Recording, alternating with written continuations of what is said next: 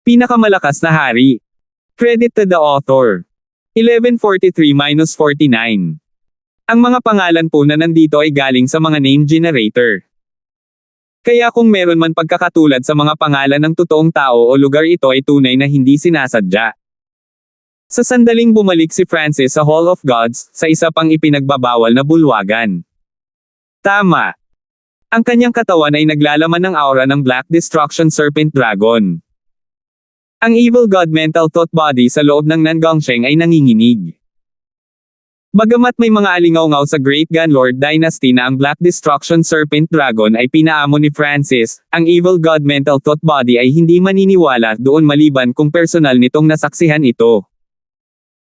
Pagkatapos ng lahat noong araw, kahit ang kanyang may-ari, ang sinaunang Diyos na si Seiya, ay hindi nagawang patayin ang Black Destruction Serpent Dragon. Nagawa niya lang itong i-seal.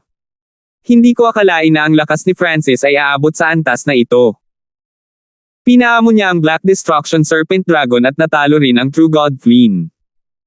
Si Nangongsheng ay may malungkot na ekspresyon habang ang hindi pagnanais ay lumitaw sa kanyang mukha. Siya ay naging mas malakas sa pamamagitan ng pagsasanib sa kapangyarihan ng Evil God, ngunit itinapon pa rin ni Francis sa likod at nakamasid lamang sa kanya mula sa likuran. Hindi mo na kailangang mag-isip masyado tungkol dito. Ang kanyang mata ay may potensyal na maging ang ikasyam na mata ng Diyos, at kapag ang ikasyam na mata ng Diyos ay ganap na nag-mature. Ang Evil God mental thought body ay nanginig habang ang paggalang ay lumitaw sa puso nito. Ang interspatial na dimensyon ng tunay na Diyos na si Flynn ay isa ring substandard na sandata ng Diyos. Tumingin si Francis sa itim na interspatial na singsing. Ang interspatial na dimensyon ng substandard na sandata ng Diyos na ito ay nasira nang patayin niya ang tunay na Diyos na si Flynn, ngunit hindi ito nawasak. Inilagay ni Francis ang kanyang divine sense dito at nalaman na wala itong laman. Kaunti lang ang mga mapagkukunan, armas, at aklat na mababa ang antas. Ito ay unang dama po ang tingin ni Francis sa isang maliit na gutay-gutay na itim na piraso ng metal. Ang itim na piraso ng metal na ito ay napaka-normal, ngunit naakit nito ang atensyon ni Francis dahil ang itim na piraso ng metal na ito ay katulad ng sinaunang God Seal ni Francis. Binuksan ni Francis ang kanyang God Spiritual Eye at maingat na siniyasat ang piraso ng metal na ito. Mukhang isa lamang itong normal na piraso ng metal. Nagtapos si Francis pagkatapos ng mahabang panahon. Maaaring walang maraming gamit ang piraso ng metal na ito, ngunit inilagay pa rin ito sa interspatial na dimensyon ng tunay na Diyos na si Flynn. Ito ay naguluhan kay Francis hanggang sa bigla niyang naalala ang nangyari noong siya ay lumaban sa tunay na Diyos na si Flynn. Tila labis na nabigla ang tunay na Diyos na si Flynn nang ilabas niya ang Ancient God Seal. Maaaring ang tunay na Diyos na si Flynn ang orihinal na pumunta rito upang hanapin ang sinaunang selyo ng Diyos. Nakapagtataka si Francis matapos suriin ang lahat ng mga pahiwatig. Ang Ancient God Seal ay nagkaroon ng matinding reaksyon nang unang bumaba ang tunay na Diyos na si Flynn. Ang itim na piraso ng metal na ito ay malamang na makaramdam ng lokasyon ng sinaunang God Seal. Kung bakit gusto ng True God na si Flynn ang Ancient God Seal, hindi malalaman ni Francis ang anumang bagay tungkol dito. Sa kabutihang palad, ang tunay na Diyos na si Flynn ay patay na. Nagpakawala ng hininga si Francis. Kung ang tunay na Diyos na si Flynn ay nakatakas pabalik sa Ancient Desolate Realm of Gods, si Francis ay mamarkahan ng puwersa sa likod ng True God na si Flynn. Pagkatapos ay ibinaling ni Francis ang kanyang tingin sa iba pang mga item. Ang cultivation resources ay hindi umabot sa standards ni Francis, kaya pumili siya ng ilang libro. Lahat sila ay pinakamataas na kasanayan sa Heaven Tier, at mayroon pang ang ilang mga divine technique. Sa itaas ng Heaven Tier ay ang Divine Tier. Ang Divine Tier ay nahati sa mababa, katamtaman, mataas, at peak din. Gayunpaman, ang mga divine technique dito ay hindi nababagay kay Francis.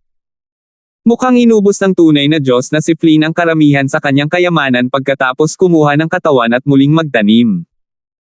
Bahagyang nadismaya si Francis. Wala sa interspatial na dimensyon ng tunay na Diyos na si Flynn ang nakakuha ng atensyon ni Francis. Gayunpaman, iyon ay dahil lamang sa masyadong mataas ang mga pamantayan ni Francis. Sa totoo lang, ang cultivation resources at heaven-grade weapons sa True God na si Flynn ay interspatial na dimensyon ay walang katulad na kayamanan sa Continent Zone. Pagkatapos ay pinili ni Francis ang Nine Heavens Dragon Obliteration Spear at ang Black Yuan Divine Technique. Bagamat ang dalawang diskarteng ito ay hindi nababagay kay Francis, lahat ng Dao ay may mga bagay na magkakatulad. Hindi nagtagal ay naisolo ni Francis ang nilalaman ng dalawang divine technique na ito sa kanyang isipan at nagsimulang dahan-daang maunawaan ang mga ito. Nakuha ni Francis ang maraming malalim na kasanayan mula sa dalawang divine technique na ito, at nadagdagan din ang kanyang kaalaman. Sa sandaling ito, nakatanggap si Francis ng balita na ang Grand Imperial Hall ay may bagong demigod, at ang True God Dragon Emperor ay umalis na para sa Ancient Desolate Realm of Gods. Pagkaalis ng Dragon Emperor, nagsimulang maging low-key ang mga imperial ng Great Gunlord Dynasty. Napagtanto ni Francis na ang Hall of Gods ay naging mas masikip kaysa dati pagkatapos ng ilang araw.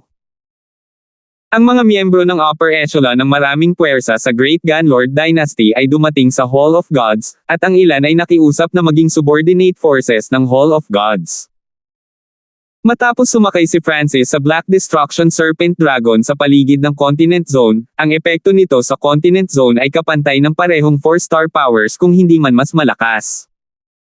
Ang normal na dalawang bituin na kapangyarihan ay kailangang sumailalim sa mga pagsubok at inspection upang maging Hall of Gods subordinate forces.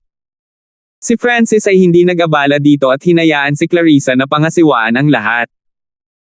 Ang kabuuang lakas ng Hall of Gods ay katumbas ng dalawang 4-star forces, ngunit ang Hall of Gods ay may higit na potensyal.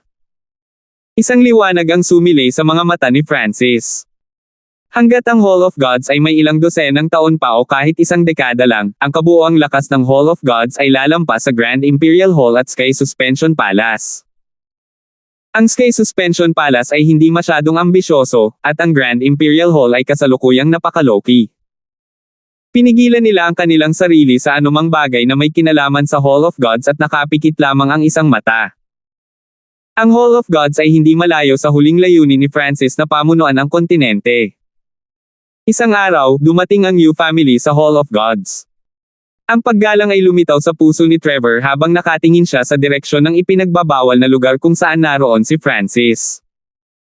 Bumalik sa Imperial Tombs, kapantay niya si Francis, ngunit ngayon, si Francis ang naging pinakamalakas na tao sa Lord Dynasty. Francis, ikaw ang taong higit kong iginagalang, ngunit tiyak na aabutan kita. Ang walang katapusang layunin ng labanan ay nag-alab sa mga mata ni Trevor. Habang ang Hall of Gods ay mabilis na lumalawak at nagpapalaganap ng puwersa nito sa buong Great Gunlord Dynasty, naghahanda si Francis na pumasok sa Ancient Desolate Realm of Gods. Hindi nagtagal ay dumating si Francis sa tinutuluyan ni Kane. Ano ito? Si Kane ay may mataimtim na tingin habang sinisiyasat niya si Francis. Gusto kong gumawa ng isa pang deal sa iyo. Umupo si Francis at sinabing may mahinang ngiti. Isang deal pa. Natigil ang ekspresyon ni Kane. Ang orihinal na akala ni Kane ay hindi nakakailanganin ni Francis ang kanyang tulong. Ang lakas ni Francis ay walang kapantay sa Lord Dynasty, at siya ang pinakamalakas na eksperto sa Great Gunlord Dynasty.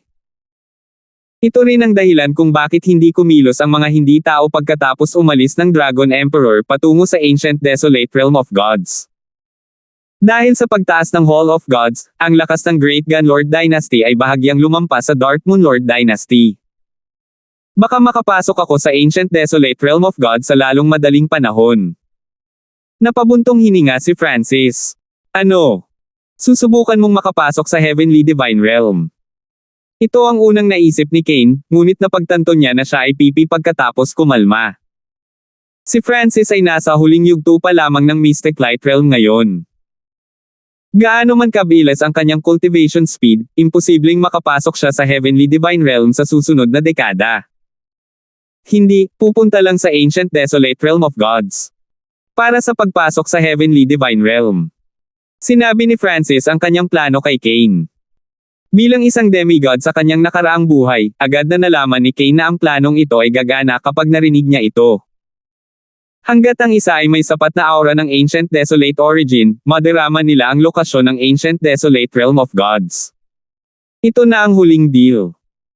Paprotektahan mo ang Hall of God sa loob ng 30 taon pagkatapos kong umalis. Sisiguraduhin kong makapasok ka rin sa Ancient Desolate Realm of Gods bilang iyong reward. Sinabi ni Francis kay Kane ang nilalaman ng deal. Agad na naunawaan ni Kane kung ano ang ibig sabihin ng gantimpala ni Francis.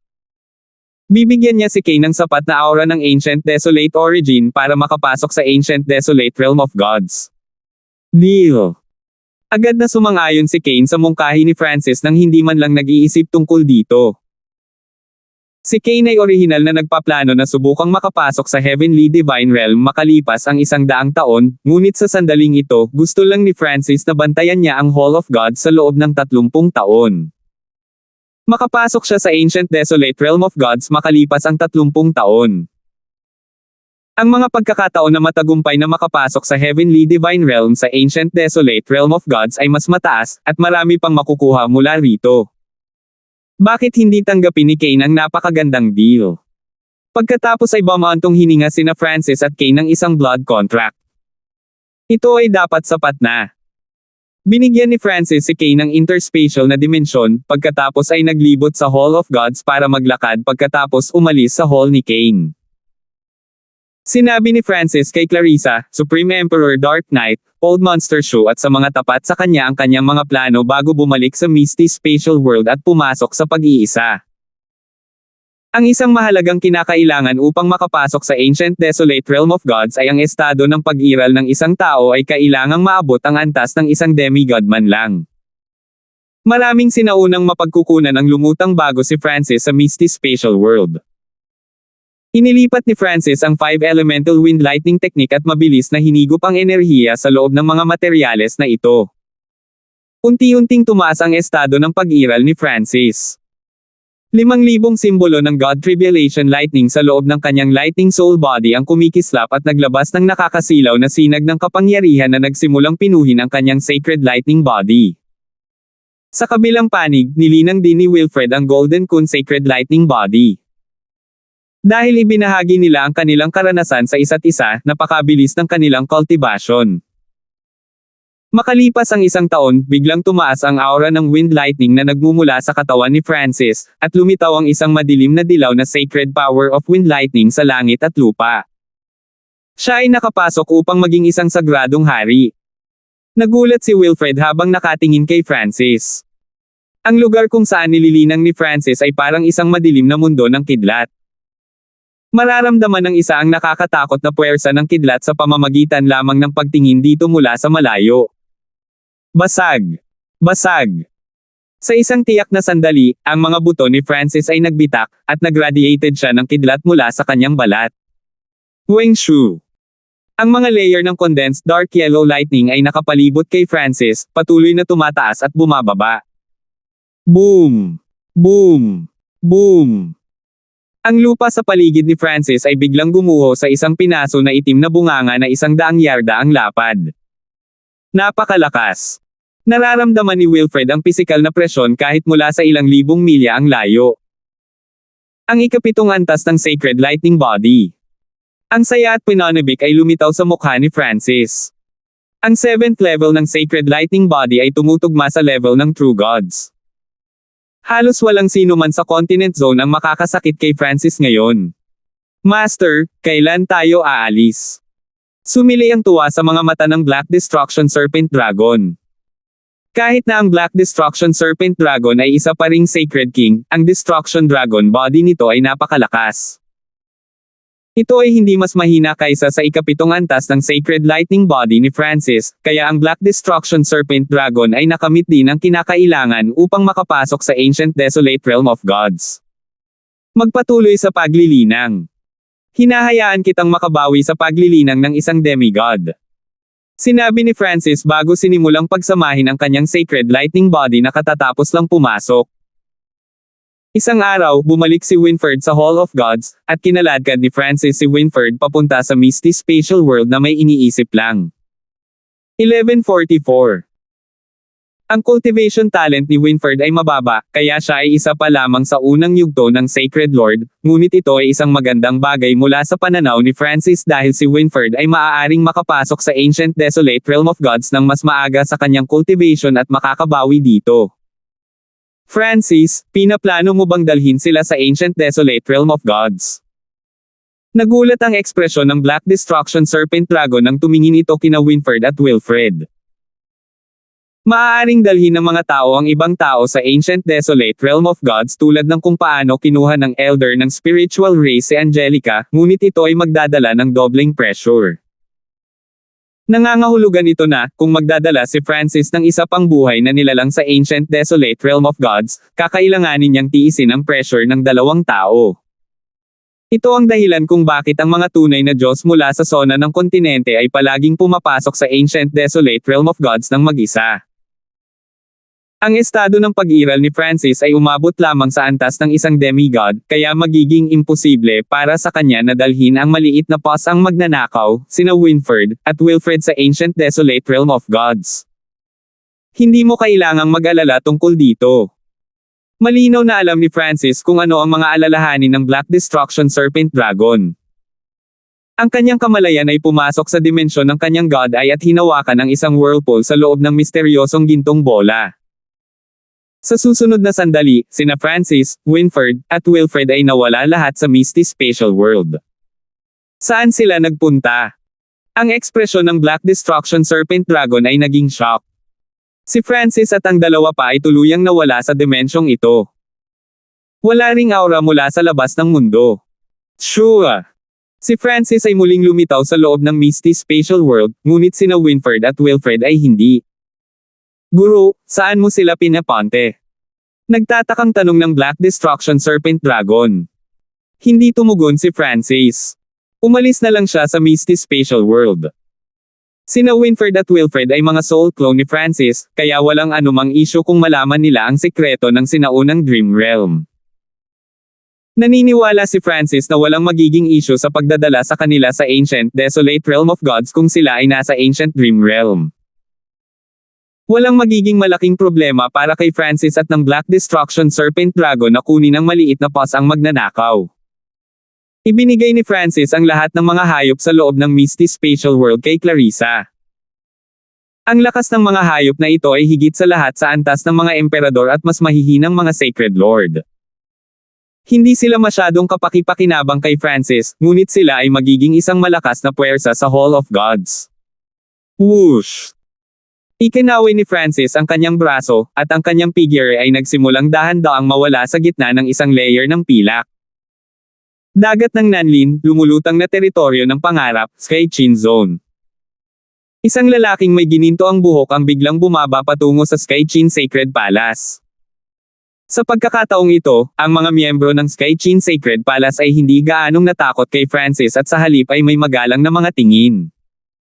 Francis, pumunta ka upang makita siya muli. Ngumiti ang Sky Chin Sacred Palace Master. Isa lang ang dahilan kung bakit pumunta si Francis dito. Nakipag-usap saglit si Francis sa Sky Chin Sacred Palace Master bago pumunta sa ipinagbabawal na bakuran ng Sky Chin Sacred Palace. Tahimik na nakatayo si Francis sa mga ulap at tumingin sa sinaunang at misteryosong palasyo sa unahan niya. Kahit ang gininto ang mata ni Francis ay hindi nakakakita sa misteryosong palasyong ito. Si Francis ay nakatayo doon ng buong 3 araw. Ang hindi niya alam ay, sa ika-49 na palapag ng Fanlun Ancient Sound Palace, si Queenie ay hindi nagbitiw habang tinitingnan din niya si Francis ng may pag-iingat sa loob ng 3 araw. Sa isang tiyak na sandali, nagbago ang ekspresyon ni Francis. Queenie, kung may pagkakataon akong gawin iyon, bibisitahin kita, sabi ni Francis na may kalmadong ekspresyon. Kung ang True God na si Flynn ay makakarating sa Continent Zone, may posibilidad na gawin din ito ni Francis pagkatapos makapasok sa Ancient Desolate Realm of Gods. Whoosh! Ang Black Destruction Serpent Dragon ay lumitaw sa tabi ni Francis. Hihihi, makakaalis na rin ako sa bastos na lugar na ito.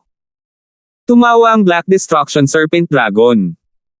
Kumilos si Francis ayon sa sinabi ng Black Destruction Serpent Dragon at ipinatawag ang aura ng Ancient Desolate Origin sa kaibuturan ng kanyang katawan.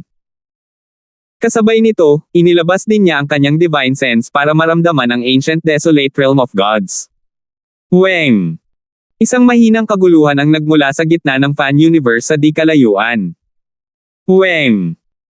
Isang kakaibang kaguluhan sa kalawakan ang lumitaw sa paligid ng duo at nagdulot ng malabong sinaunang at mapanglo na aura. Bukod sa mga pinaglagyan ni Francis ng Dark Heart Seal, walang sino man sa Continent Zone ang nakaalam na ang pinakamalakas na eksperto ng Continent Zone, si Francis, ay umalis sa dimensyong ito. Sa isang tiyak na tuktok ng bundok sa isang isla sa Skychin Zone ay nakatayo ang isang elder. Nasa likod niya ang mga kamay habang nakatingin sa malayo. Ang matanda ay nakasuot ng itim na parang gabi. Bagamat malabo ang kanyang mga mata, kumikinang ang mga ito na parang mga bituin at nagpahayag ng walang katapusang panahon at karunungan. Isang malaking silver and black na tamad na pusa na tila nanginginig ang nakahiga sa balikat ng matanda. Sa wakas nakaalis na siya. Napabuntong hininga ang Six Warlock Sage habang nakatingin siya sa Fanlun Ancient Sound Palace. Queenie, kahit ako ay hindi mahuhulaan ang iyong kapalaran. Ang Six Warlock Sage ay may komplikadong ekspresyon habang umiiling siya. Malaking tamad na pusa, dapat tayong bumalik ngayon. Meow. Ang natutulog na pilak itim na malaking taba ay tamad na nagmulat ng mga mata at humikab. Ito ang presyon ng paglipat sa kalawakan. Tumango si Francis. Sa sandaling ito, si Francis at ang Black Destruction Serpent Dragon ay natatakpan ng mga layer ng pilak.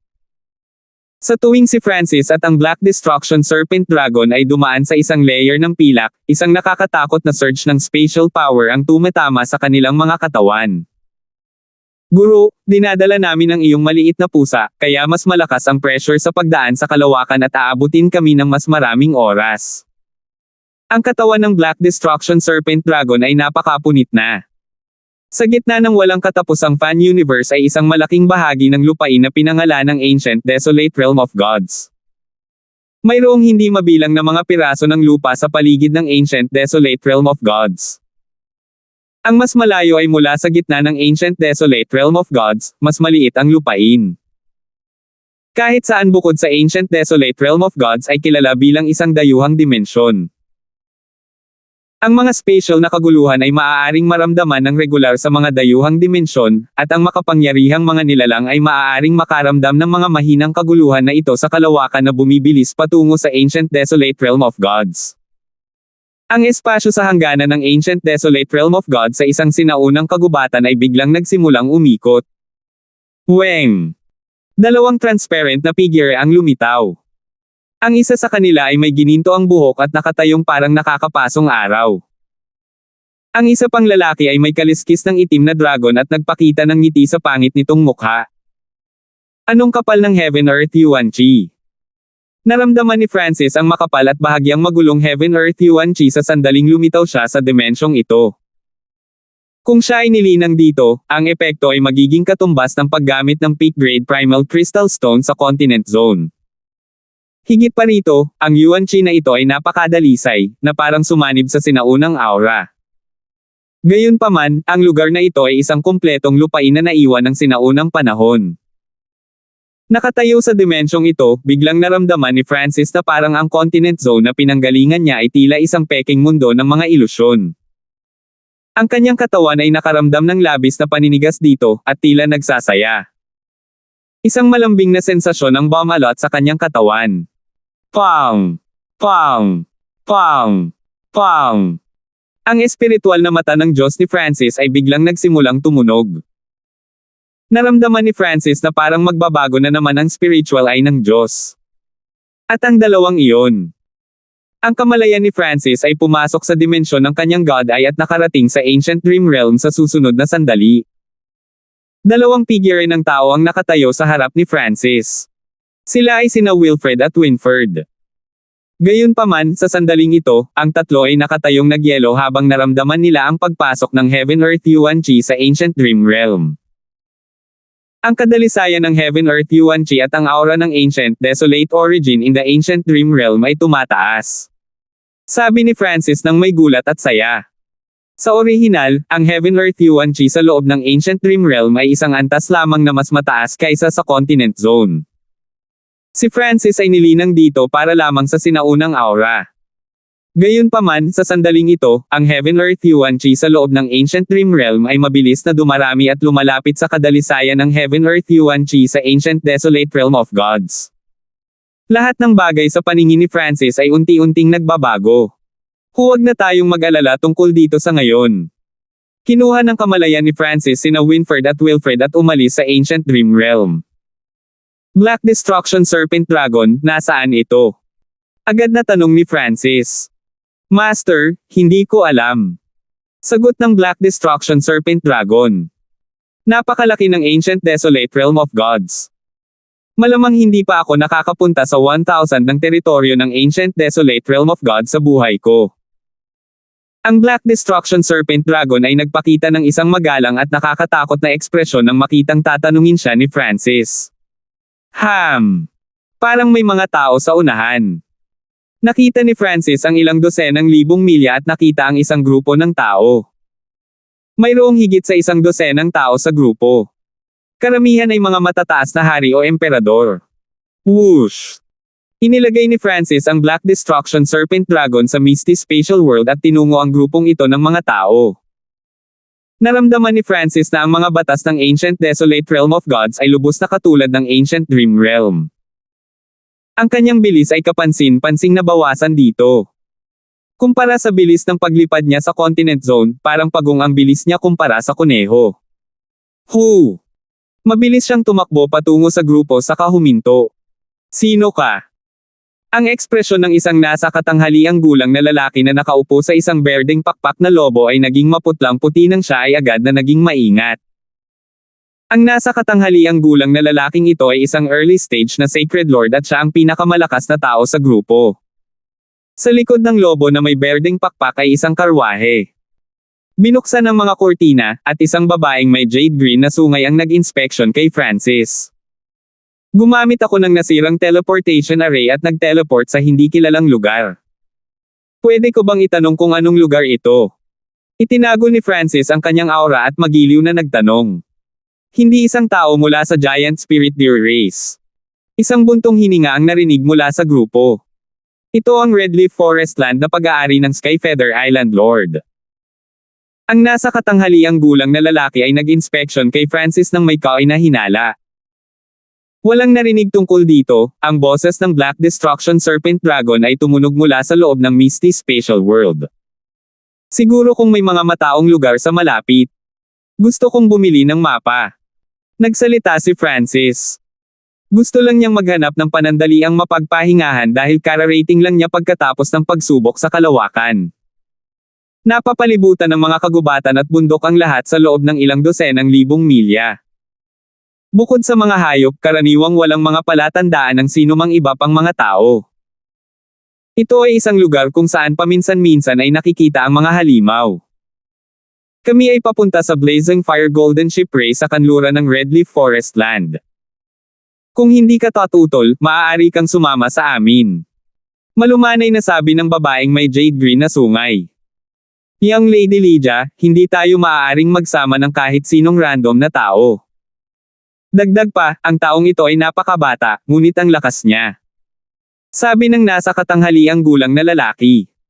Tito Daniel, tulungan natin itong batang Ginoo. Mukhang hindi siya masamang tao. Tumingin si Lydia sa medyo walang magawa na si Francis. Salamat. Agad na pumasok si Francis sa grupo bago nila natapos ang kanilang talakayan. Tiningnan ni Tito Daniel si Francis nang may kawalang kasiyahan. Ang young lady ay masyadong mabait. Hindi matukoy kung sino ang mabait at kung sino ang malupit sa isang sulyap lang. Ngayon, umaasa lang siya na si Francis ay hindi bastos na brat. 11:45. Tara na. Walang magawang sabi ni Tito Daniel, at nagpatuloy ang grupo sa kanilang paglalakbay. Guro, ito ay mga miyembro ng Green Jade Ship Race, isang lahi na halos hindi na mapabilang sa 10,000 ancient races. Sa hitsura nito, isang malakas na kalabang lahi ang umatake sa kanila, at maaari lang silang lumipat sa ibang lugar ngayon, paliwanag ng Black Destruction Serpent Dragon kay Francis. Walang mga bansa o Lord Dynasty sa Ancient Desolate Realm of Gods. Nagkaroon lamang ng mga puwersa at lahi na may iba't ibang laki. Ang mga batas ng kalikasan ay mas malakas sa Ancient Desolate Realm of Gods. Ang mga labanan sa mga mapagkukunan sa pagitan ng iba't ibang lahi ay nangyayari paminsan-minsan. Kinokontrol ng mga eksperto ang kapalaran ng mahihina. Ang Green Jade Ship Race ay natalo ng Giant Spirit Deer Race at ngayon ay tumatakbo sa ibang lugar. Nang marinig ito, hindi napigilan ni Francis na mapabuntong hininga. Itinuring na napakalakas ang 3-star power sa Continent Zone, at bihirang makakita ng mga labanan sa pagitan ng 3-star forces. Pagkatapos ay ibinaling ni Francis ang kanyang tingin sa karwahe.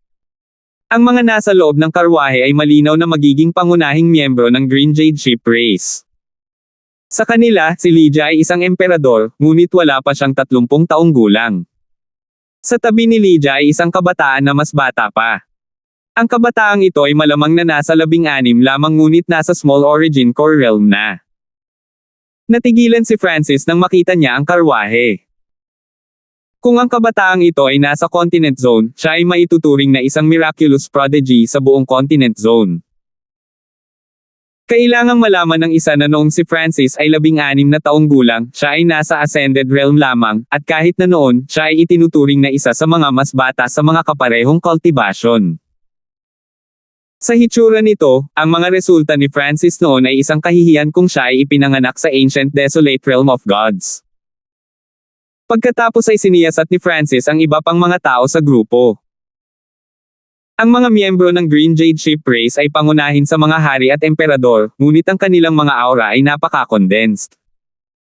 Lumiwanag ang liwanag sa kanilang mga mata. Kitang-kita na mayroon silang matibay na pundasyon at nakaranas ng maraming labanan. Lahat sila ay napaka-experience at may kaalaman. Ang Pick-tier Kings ng Green Jade Ship Race ay mas malakas kaysa sa mga normal na Emperor sa Continent Zone. Hindi mapigilan ni Francis ang mapangiti nang maging mas curious siya tungkol sa Ancient Desolate Realm of Gods. My name is Mark. Friend, saan ka galing? Sa sandaling ito, isang lalaki mula sa Green Jade Ship Race ang bumati kay Francis. Ang pangalan ko ay Francis, at ako ay mula sa kanlurang hangganan ng Ancient Desolate Realm of Gods. Nanatiling pareho ang ekspresyon ni Francis habang tumugon siya ayon sa direksyon ng Black Destruction Serpent Dragon. Mula sa alam ni Francis, ang dahilan kung bakit ang Mark na ito ay nakipag-usap kay Francis ay dahil inutusan siya ni Tito Daniel na alamin ang higit pa tungkol kay Francis. Medyo malayo iyon. Ang Skyfeather Island ay malapit sa hilagang hangganan ng Ancient Desolate Realm of Gods. Inihayag ni Mark ang nag-aalalang ekspresyon para kay Francis. Ngunit dahil si Brother Hanford ay naglakas loob na maglakbay ng mag-isa, tiyak na malaki ang iyong lakas, tama ba? Masusing siniyasat ni Mark si Francis. Hindi niya maramdaman ang napakalakas na sinaunang bloodline mula kay Francis. Kung wala ang isang 10,000 Ancient Races bloodline, tiyak na magiging mas mahina ang cultivation talent ni Francis. Gayunpaman, naglakbay ng mag-isa si Francis sa kabila ng kanyang murang edad, na ikinagulat ng marami mula sa Green Jade Ship Race. Ang mga bahagi ng Ancient Desolate Realm of Gods ay pinamumunuan ng malalakas na puwersa habang ang ibang mga lugar ay mga lugar na ipinagbabawal na kadalasang pinamumunuan ng mamahaling at bihirang mga hayop o puno ng ilang iba pang mga panganib. Kung walang mahusay na kapangyarihan, ang ibang mga lahi at puwersa ay kailangang magbayad ng isang presyo upang makapasa sa teritoryo ng isa pang puwersa. Kung hindi sinasadyang nakapasok sila sa teritoryo ng mga hayop, maaari silang atakihin. Sa sandaling ito, ang tunog ng paglipad ay lumitaw sa mga ulap, at isang mabangis na araw ang tumama. Ilang dosenang higanteng berdeng ibon na may nabubulok na mga pakpak ang nagsiwalat ng malagim na puting buto habang tinatitigan nila ang mga miyembro ng Green Jade Ship Race na may nakamamatay na mga mata. Green Death Birds. Bigyang pansin at protektahan ang Young Lady at Young Master. Ungol ni Tito Daniel. Biglang nagbago ang momentum ng buong grupo. Nagsimulang kumalat ang isang surge of battle intent at cold killing intent. Pinangunahan ni Tito Daniel ang 8 tao at iwinagayway ang madilim na berdeng sibat sa kanyang kamay habang naglalabas siya ng ilang gintong sinag ng liwanag. Green Azure Glow. Green Light Strike. Ang iba pang mga miyembro ng Green Jade Ship Race ay sumalakay kasama si Tito Daniel. Ang mga paglilinang ng mga Green Deathbird na ito ay higit sa lahat sa antas ng mga emperador. Bagamat walang gaanong tao ang Green Jade Ship Race, mayroon silang Tito Daniel, kaya walang mangyayari sa kanila. Ang Green Deathbirds ay hindi nagtagal ay dahado. Karamihan sa kanila ay napatay, at ang natitirang Green Deathbirds ay umalis. Magpatuloy. Sabi ni Tito Daniel habang ang buong grupo ay nagpatuloy sa kanilang paglalakbay. Paumanhin sa pagpapalam kay Brother Hanford na makita ang biro na ito. Maging ang mga Green Deathbird ay nangangahas na salakayin tayo ngayon. Napabuntong hininga si Mark sa tabi ni Francis. Wala bang mga eksperto sa Mystic Light Realm ang Green Jade Ship Race? Ito ay itinuturing na isang 3-star race, tama ba? Nakangiting tanong ni Francis. Brother Hanford, itigil mo na ang pagpapatawa sa amin. Ang 3-star na karera ay nasa pinakaibaba sa Ancient Desolate Realm of Gods. Sa kasalukuyang populasyon ng Green Jade Ship Race, malamang na isa tayo sa pinakamahina na 3-star forces. Hindi nagustuhan ni Mark ang sinabi ni Francis. Bahagyang huminto ang ekspresyon ni Francis. Ang 3-star na puwersa ay nasa pinakailalim sa Ancient Desolate Realm of Gods. Bagamat kaunti lang ang alam ni Francis tungkol sa Ancient Desolate Realm of Gods, ang isang 3-star force ay hindi maaaring magkaroon ng kaunting kapangyarihan dito, tama ba? Guro, ganyan talaga. Ang 2-star at 3-star forces ay nasa pinakailalim sa Ancient Desolate Realm of Gods. Mga tool lang sila para sa iba pang mas malalakas na puwersa para makakuha ng resources. Sabi ng Black Destruction Serpent Dragon. Isang 4-star race lang, tulad ng Blazing Fire Golden Ship Race, ang maaaring ituring na malakas sa Ancient Desolate Realm of Gods. Sumilay sa mga mata ni Mark ang pagkamangha at paggalang nang banggitin niya ang Blazing Fire Golden Ship Race, na mismong destinasyon nila. Bahagyang naging malungkot ang ekspresyon ni Francis. Kung kahit ang 3-star powers ay nasa pinakailalim sa Ancient Desolate Realm of Gods, malamang na kailangang pumunta si Francis sa Blazing Fire Golden Ship Race na binanggit ni Mark para lang makakuha ng detalyadong mapa. Makukumpirma lamang ni Francis ang kanyang destinasyon pagkatapos makakuha ng mapa. Ang pangunahing pinagtutuunan niya ng pansin ay ang paghahanap kay Angelica. Ang kanyang mga layunin pagkatapos noon ay sumali sa isang malakas na puwersa at makakuha ng mga mapagkukunan upang madagdagan ang kanyang kapangyarihan. Pagkatapos ng lahat, kahit na si Francis ay hindi itinuturing na napakahina sa Ancient Desolate Realm of Gods, hindi rin siya masyadong malakas. Sa isang kisap mata, lumipas ang isang buwan. Sa panahong ito, 5 beses na inatake ng mga hayop ang Green Jade Ship Race. Ang pinakamasamang pagkakataon ay noong nakilala nila ang isang Sacred Lord level Black and White Illusion Scale Snake. Nagbayad si Tito Daniel at maraming miyembro ng Green Jade Ship Race para talunin ito. Tito Daniel, magpahinga ka muna dito. Bahagyang nag-alala si Lydia. Ang mga pinsala ni Tito Daniel ay lumala pagkatapos ng pakikipaglaban sa Black and White Illusion Scale Snake. Huwag kang mag-alala. Walang magagawa sa akin ang maliliit na pinsalang ito. Mayroon pa tayong 5 araw bago makarating sa lahi ng naglalagablab na apoy na Golden Ship. Napangiti si Tito Daniel. Hanggat naabot nila ang Blazing Fire Golden Ship Race, ang Green Jade Ship Race ay makakapagpahinga at makakabawi. Babawiin nila ang kanilang teritoryo na nakuha ng Giant Spirit Deer Race sa hinaharap.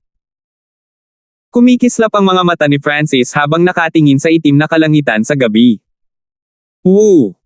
Sa sandaling ito, lumitaw ang isang mabangis at malamig na aura. Nanlamig ang buong grupo at nagsimulang manginig. Ang aura na ito. Mga huling yugto ng Mystic Light Realm. Ang ekspresyon ni Tito Daniel ay kapansin-pansing nagbago habang ang kanyang mukha ay naging puti-putla. Hu! Hu! Isang higanting itim na nakabaluti na agila ang tumawid kasabay ng bagzo ng malamig na hangin. Nanginginig ang buong grupo dahil sa panggigipit nitong higanting black-armored aglang. Para silang mga kandila sa hangin na anumang oras ay maaaring humihip.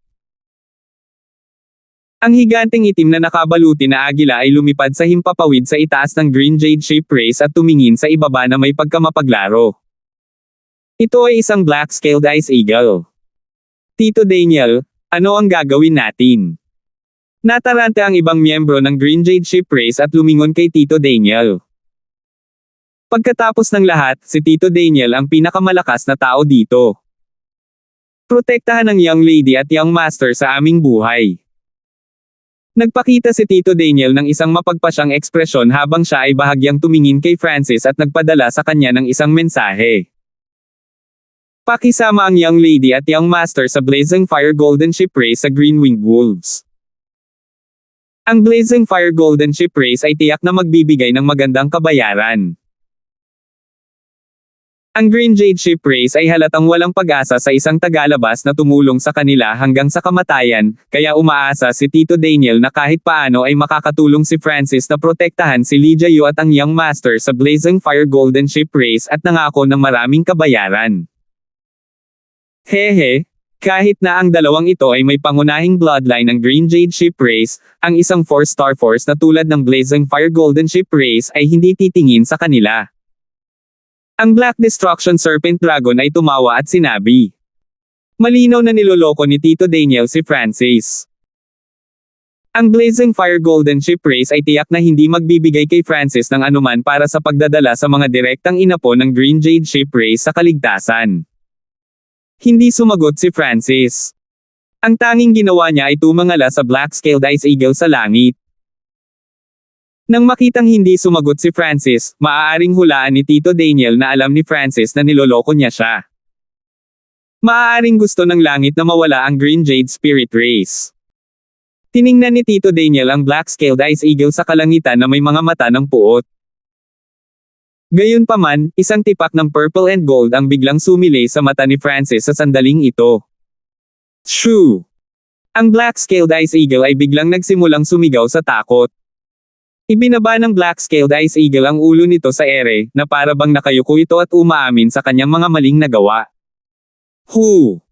Ang Black-Scaled Ice Eagle pagkatapos ay nagpakpak ng kanyang mga pakpak at bumilis habang ang buong Green Jade Ship Race ay nakatayo doon, natulala.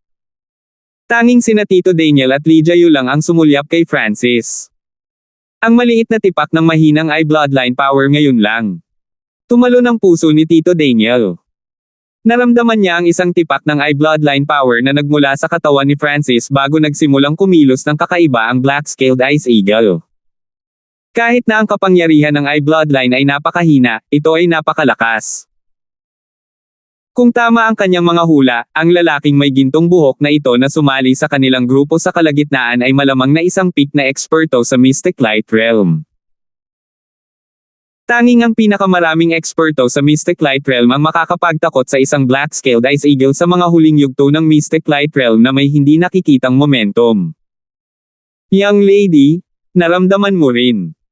Nag-message si Tito Daniel kay Lydia.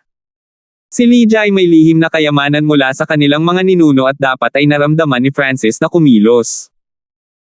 Tanging si Tito Daniel at ang young master lang ang nakakaalam nito. Huwag ilantad. Dapat walang masamang intensyon ang senior na ito. Tumingin si Lydia kay Francis nang may pasasalamat. Pagkatapos ay magpatuloy sa aming paglalakbay. Sabi ni Tito Daniel. Ang Green Jade Ship Race pagkatapos ay muling inayos ang kanilang mga sarili at naghanda na tumungo. 5 araw na lang ang natitira bago sila makarating sa kanilang destinasyon. Anong nangyari ngayon lang? Hindi ko akalain na papakawalan tayo ng Black-Scaled Ice Eagle. Nag-usap ang ilang miyembro ng grupo sa isa't isa. Sa sandaling ito, lumabas si Lydia Yu sa kanyang karwahe. Young Sir Hanford, bakit hindi ka pumunta at magpahinga sa karwahe? Sana ay hindi mo iniisip ang mga kaguluhan sa daan. Nahihiyang sabi ni Lydia. Siya ay maganda at may isang pares ng mga sungay sa kanyang ulo na nagpapalabas ng mahinang liwanag. 11:46. Young Sir Hanford, bakit hindi ka pumunta at magpahinga sa karwahe? Sana ay hindi mo iniisip ang mga kaguluhan sa daan. Nahihiyang sabi ni Lydia. Bukod kay Tito Daniel, ang lahat ay tulala. Bakit mag-iimbita ang young lady ng isang tao sa kanyang karwahe?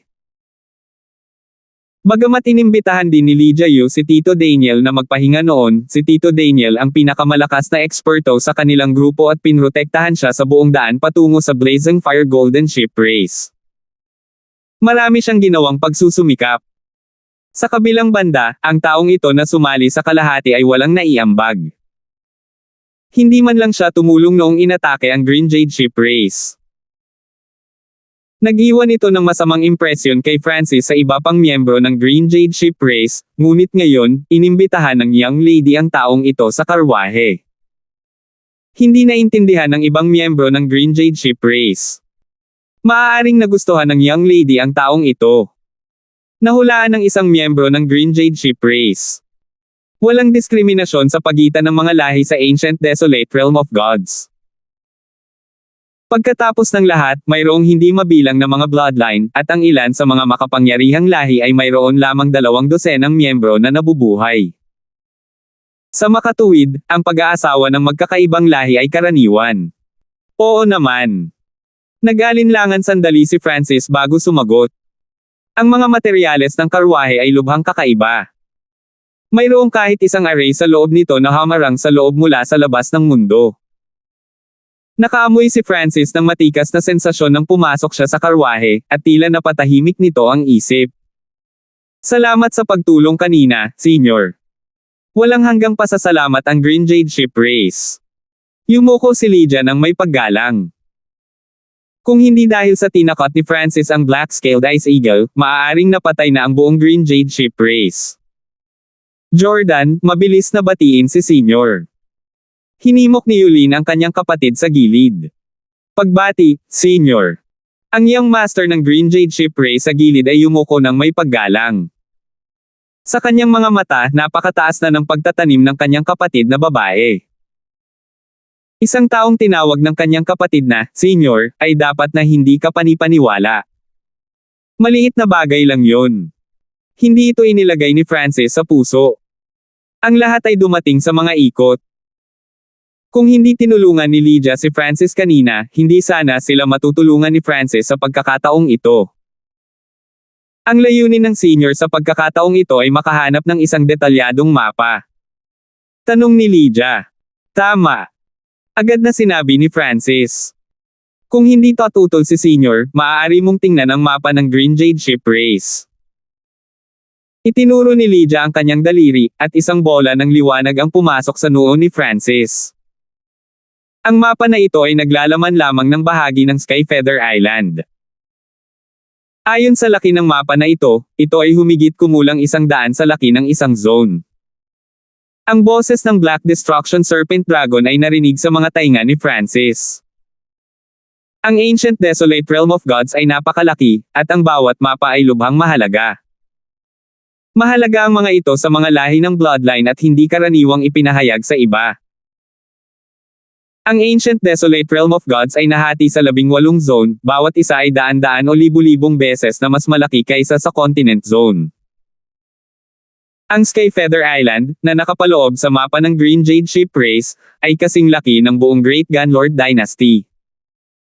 Ang isang isla ay kasing laki ng buong Great Gunlord Dynasty. Tumalo ng puso ni Francis, at hindi siya makapaniwala sa sinabi ng Black Destruction Serpent Dragon. No wonder hindi pa rin sila nakarating sa kanilang destinasyon kahit na nagpatuloy ng 2 buwan ang laki ng Skyfeather Island ay ganoon kalaki. Alam ba ni Lady Lydia kung saang zone nabibilang ang Skyfeather Island? Tanong ni Francis. Zone. Narinig kong sinabi ni tatay ang gulong zone, pero hindi na ako sigurado sa iba. Natigilan si Lydia. Noon, sinabi ng kanyang ama na sinumang nagbanggit ng salitang zone ay isang eksperto sa Ancient Desolate Realm of Gods. Sa nakalipas na ilang taon, si Francis ang unang nagsabi ng salitang zone sa kanya. Hindi napigilan ni Lydia na maging mas magalang kay Francis. Hihihi, so it's the gulong zone. This chick at least knows which zone she is in. Mukhang may alam siya. Tumawa ang Black Destruction Serpent Dragon. Inilibot ni Francis ang kanyang mga mata sa Black Destruction Serpent Dragon. Ang Green Jade Ship Race ay isang 3-star power, ngunit sa mga mata ng Black Destruction Serpent Dragon, ito ay parang isang normal na nayon. Gayunpaman, mula sa buod ng Black Destruction Serpent Dragon, naramdaman ni Francis kung gaano kalaki ang Ancient Desolate Realm of Gods. Ang isang 3-star na karera tulad ng Green Jade Ship Race ay limitado lamang sa Skyfeather Island at ilang kalapit na lugar, kaya naman ang mapa ay minarkuhan lamang ng isang maliit na hanay. Black Destruction Serpent Dragon, gaano katagal bago makarating sa zone kung saan nakatira ang spiritual race mula dito? Nag-isip si Francis ng isang tanong at tinanong ito. Hihihi, sa bilis mo ngayon, kakailanganin mo ng kahit 1,000 taon. Tumawa ang Black Destruction Serpent Dragon. Hindi bababa sa 1,000 taon. Nayanig ang isip ni Francis. Wala pang 50 taon ang ginugol niya sa paglilinang, ngunit aabutin siya ng kahit 1,000 taon bago maabot ang espiritual na lahi. At iyon ay walang anumang aksidente sa daan. Higit pa rito, ang Ancient Desolate Realm of Gods ay puno ng panganib. Maraming lugar ang pinamumunuan ng malalakas na puwersa na hindi ka man lang papalampasan. Ang Black Destruction Serpent Dragon ay patuloy na tumatawa habang siya ay patuloy na nagsasalita. Kaya, dapat kang sumali sa isang puwersa at dagdagan muna ang iyong lakas sa Heavenly Divine Realm. Tanging ang mga tunay na Diyos lamang ang makakapaglakbay sa mga zone. Natutunan ni Francis ang kanyang leksyon sa pagkakataong ito. Tanging ang mga tunay na Diyos lamang ang may karapatang maglakbay sa mga zone. Naramdaman niya muli ang kahalagahan ng lakas pagkatapos makinig sa Black Destruction Serpent Dragon. Kung walang lakas, hindi man lang makapaglakbay ang isa. Okay, pagkatapos ay mananatili tayo sa Blazing Fire Golden Ship Race sa ngayon. Si Francis ay bahagyang naging maangas matapos maghari sa Continent Zone. Ngayong sinabi ng Black Destruction Serpent Dragon kay Francis ang tungkol sa sitwasyon ng Ancient Desolate Realm of Gods, naramdaman ni Francis na napakaliit niya, na para bang bumalik siya sa nakaraan. Senior, nakita mo ba ang direksyon pa uwi? Tanong ni Lydia. Ginawa ko, ngunit medyo malayo ang paglalakbay. Malamang na kailangan kong manatili sa Blazing Fire Golden Ship Race ng ilang sandali. Walang magawang ngumiti si Francis. Ang laki ng Ancient Desolate Realm of Gods ay lumampas sa mga imahinasyon ni Francis, at ang batas ng jungle ay mas kitang-kita sa Ancient Desolate Realm of Gods. Bumagsak ang ekspresyon ni Lydia, ngunit lumiwanag muli. Noong una ay iniisip niya kung matutulungan ba ng senior na ito ang Green Jade Ship Race na mabawi ang kanilang teritoryo dahil mukhang mas malakas pa siya kaysa kay Tito Daniel, ngunit naunawaan niya ang mga bagay na tulad nito ay mas magandang gawin ng Green Jade Ship Race mismo. Sa sandaling ito, isang mahinang gintong liwanag ang sumilay sa mga mata ni Francis, at tila may naramdaman din si Lydia Yu. Ilang dosenang eksperto ng Giant Spirit Deer Race ang makikita nang buksan nila ang mga kortina, at sila ay patungo sa Green Jade Ship Race. Ang nangungunang matanda ay nakasuot ng dilaw na damit at may bastos na ekspresyon. Ang kanyang mga mata ay tila gawa sa kidlat habang nakatayo ang kanyang mga kamay sa likod ng kanyang likod sa isang lumilipad na ibon. Ang malakas na aura ng Mystic Light Realm ay nagmula sa kanyang katawan, at isang invisible na surge of power ang bumaba sa Green Jade Ship Race. Binawasan nito ang bilis ng Green Jade Ship Race hanggang sa tuluyan na silang tumigil. Nagpakita sina Tito Daniel at Lydia Yu ng galit na mga ekspresyon sa sandaling makita nila ang elder na ito na nakadilaw habang ang ibang mga miyembro ay nagpakita ng takot na mga ekspresyon. Nagsimula silang magpanik at hindi alam ang gagawin. Ang elder na ito ay ang pangalawang elder ng Giant Spirit Deer Race at lubhang nakamamatay. Napatay niya ang pinakamaraming miyembro ng Green Jade Ship Race. Hihihi, sa wakas naabutan ka namin. Isang nasa sabik at malamig na ngiti ang ipinakita ng matanda na nakadilaw. Kung sila ay medyo mabagal lang, ang Green Jade Ship Race ay papasok na sana sa teritoryo ng Blazing Fire Golden Ship Race, ngunit ngayon na sila ay nakahabol, lahat ng mula sa Green Jade Ship Race ay mamamatay. Giant Spirit Deer Race. Ang layuning pumatay ay inilabas mula kay Tito Daniel. Gusto niyang sugurin at patayin ang elder na ito mula sa Giant Spirit Deer Race, ngunit siya ay nasugatan ng husto pagkatapos ng mahabang paglalakbay at iba't ibang panganib na kailangan nilang harapin. Talagang hindi siya katugma ngayon. Higit pa rito, kahit na ang Giant Spirit Deer Race ay may mas kaunting tao, ang kanilang kabuoang lakas ay ilang tier na mas malakas kaysa sa Green Jade Ship Race. Patayin silang lahat. Walang emosyong sabi ng matanda na nakadilaw na may kasamang mayabang na ekspresyon. Ang ilang miyembro mula sa Giant Spirit Deer Race ay agad na nagsimulang mag-circulate ng kanilang true yuan at magtitinda na sana. Kahit na ang Green Jade Ship Race ay talagang may matinding away sa iyo, may isang kagalang-galang na panauhin sa loob ng karwahe ngayon. Huwag masyadong maangas. Sa sandaling ito, lumabas si Lee Jae-yu at nagsalita sa galit na tono. Hahaha, bakit hindi mo sabihin na ang karwahe ay naglalaman ng isang peak Mystic Light Realm expert o kahit isang true god?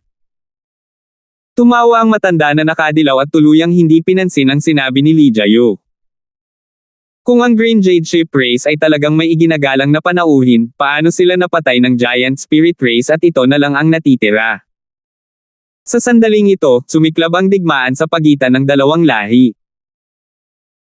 Ang mga mula sa Giant Spirit Deer Race ay nakapalibot na sa mga mula sa Green Jade Ship Race bago pa man gumawa ng kahit ano ang nakatatandang dilaw. Bagaman ang karwahe ay may defensive array, ito ay nasira sa labanan, at ang karwahe ay patuloy na nanginginig.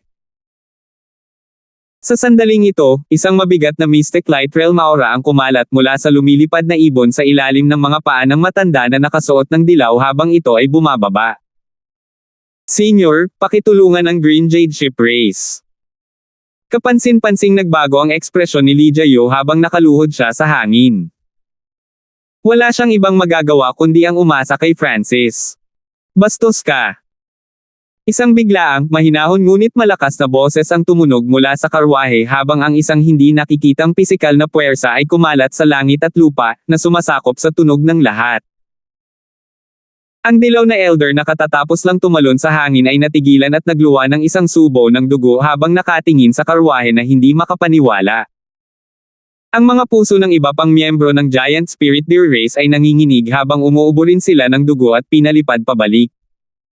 Kasabay nito, ang mga mula sa Green Jade Ship Race ay nataranta. Isang huni na ingay ang umalangaw-ngaw sa kanilang isipan, na para bang hindi nila maintindihan ang nangyayari. Ang lahat sa langit at lupa ay naging patay tahimik. Ito. Senior, iligtas mo ako. Nanginginig ang isipan ng matanda na nakasuot ng dilaw nang maalala ang sinasabing kagalang-galang na panauhin na binanggit ni Lee Jae-yu. Hindi niya inaasahan na totoo iyon. Dalawang salita lamang mula sa mahiwagang kagalang-galang na panauhin na iyon ay malubhang nasugatan ang kanyang katawan at kaluluwa habang ang lahat ay napatay. Tanging ang pinakamataas na eksperto sa Mystic Light Realm ang maaaring magkaroon ng ganoong lakas. Biglang naalala ng mga mula sa Green Jade Ship Race si Francis sa loob ng karwahe at lahat sila ay huminga ng malamig. Sa wakas ay nagpakawala si Lydia at tumingin kay Francis sa loob ng karwahe ng may pasasalamat. Kalmado ang ekspresyon niya at nakapikit, na para bang ayaw niyang pakialaman ang mga nangyayari sa labas ng mundo. Patayin siya at maghayganti para sa ating pamilya. Sa sandaling ito, si Lee Jae-yu ay tumingin sa matanda na may dilaw na may pagpapasya. Patayin ang pangalawang elder ng Giant Spirit Deer Race. Patayin siya at maghayganti para sa ating pamilya. Ang lahat mula sa Green Jade Ship Race ay agad na nasingil. Ang matanda na nakadilaw, na ngayon ay lubhang nasugatan, ay hindi na nagkaroon ng panahon para tumakbo. Siya ay napatay matapos na habulin ng maikling distansya. Magpatuloy sa aming paglalakbay. Ang boses ni Francis ay tumunog mula sa loob ng karwahe. 11:47. Magpatuloy sa aming paglalakbay. Ang boses ni Francis ay tumunog mula sa loob ng karwahe. Tumingin siyang Master Jordan kay Francis na may mabituing mga mata. Halata namang kinikilig siya. Bagamat bata pa siya, medyo alam pa rin niya ang tungkol sa pamilya. Ito ay dahil sa Giant Spirit Deer Race kaya namatay ang kanyang mga magulang at siya ay tumitaka sa ibang lugar kasama ang kanyang kapatid na babae. Bilang karagdagan, pinasyahan ng mga eksperto ang Ancient Desolate Realm of Gods. Gustong-gusto ng lahat ang mga eksperto. Salamat, Senior. Dahan daw ang kumalma si Lydia at pumasok sa karwahe. Sa lakas ng senior na ito, dapat ay madali niyang napatay ang second elder ng Giant Spirit Deer Race, ngunit nasugatan lang niya ng husto ang Second Elder at hinayaan ang mga clansmen ng Green Jade Ship Race na tapusin ang gawa. Lalo nitong pinasalamatan si Lee Jae-yo kay Francis. Sa sandaling ito, ang mga miyembro ng Green Jade Ship Race ay nakatuon sa senior sa loob ng karwahe.